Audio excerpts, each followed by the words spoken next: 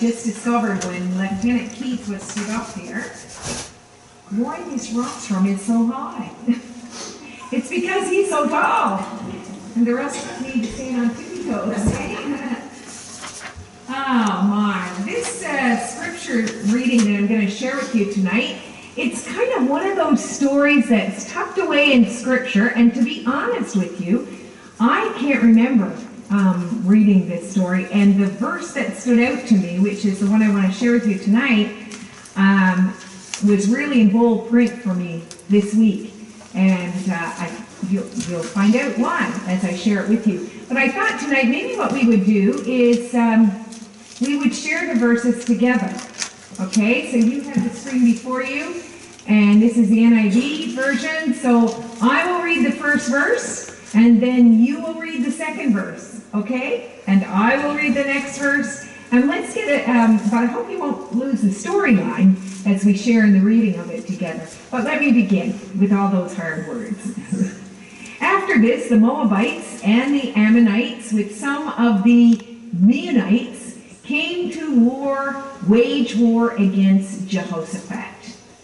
Some people came and told Jehoshaphat, "A vast army is coming against you from Edom, from the other side of the Dead Sea. It is already in Hazazon Tamar." Alarmed, Jehoshaphat resolved to inquire of the Lord, and he proclaimed a fast for all Judah. The people of Judah came together to seek help from the Lord. Indeed, they came from every town in Judah to seek him. Then Jehoshaphat stood up in the assembly of Judah and Jerusalem at the temple of the Lord in front of the new courtyard, and said, "Lord, the God of our ancestors, are you not the God who is in heaven? You rule over all the kingdoms of the nations. Power and might are in your hand, and no one can withstand you. Our God, did you not drive out the inhabitants of this land before your people of Israel and give it forever to the descendants of Abraham, your friend? They have lived in it and have built in it a sanctuary for your name, saying, If calamity comes upon us, whether the sword of the judgment or plague or famine, we will stand in your presence. And before this temple that bears your name, and will cry out to you in our distress, and you will hear us and save us. But now here are men from Ammon, Moab, and Mount Seir, whose territory you would not allow Israel to invade when they came from Egypt.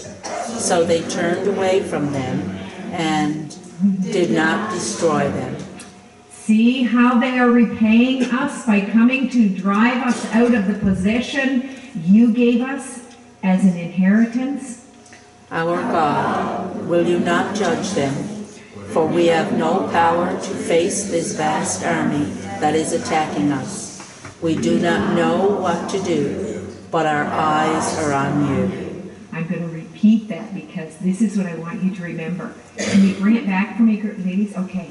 They said, we do not know what to do, but our eyes are on you.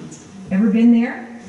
We do not know what to do. There is a vast army coming against us. There are circumstances beyond our control, and we do not know what to do, but our eyes are on you.